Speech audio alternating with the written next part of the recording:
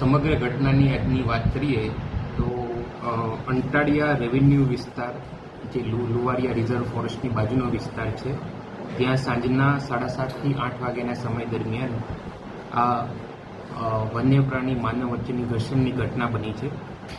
આ એક દુઃખદ ઘટનામાં એક મૃતક છે સોહિલ મુંજાવર, ઉંમર વર્ષ 21 અને અમરેલીના વતની છે. આ ઘટના બનવા પાછળનું કારણ પ્રાથમિક માહિતી મુજબ એવું જાણવા મળે છે કે ત્યાં મીટિંગ પેરમાં સિંહ હતા.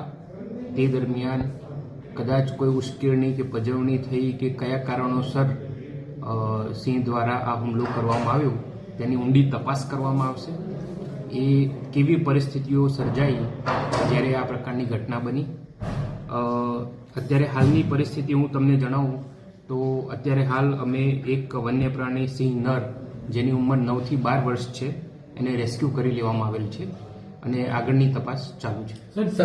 કેટલા જણા હતા અને ટોટલ માહિતી આપો ને. એટલે આ બાબતે ખરેખર કેટલા માણસો ત્યાં હાજર હતા એ સ્થળ ઉપર, ખરેખર એ સ્થળ ઉપર શું બનાવ બન્યો એની એક ઊંડી તપાસની જરૂર છે. એ તપાસ કર્યા બાદ હું તમને જણાવી શકું. સાહેબ, અવારનવાર આવી ઘટના બને છે તો વનતંત્ર હવે આગામી સમય શું આમાં કાર્યવાહી કરશે? આવી કોઈ પણ પરિસ્થિતિ બાબતે કોઈ પણ વ્યક્તિને સિંહ વન્ય પ્રાણીને પજવણી કરતો કોઈ પણ માહિતી હોય તો તાત્કાલિક ફોરેસ્ટ ડિપાર્ટમેન્ટને જાણ કરવી અને આ પ્રકારની કોઈ પણ કૃત્ય કરવું એ ગુનાહિત કૃત્ય છે.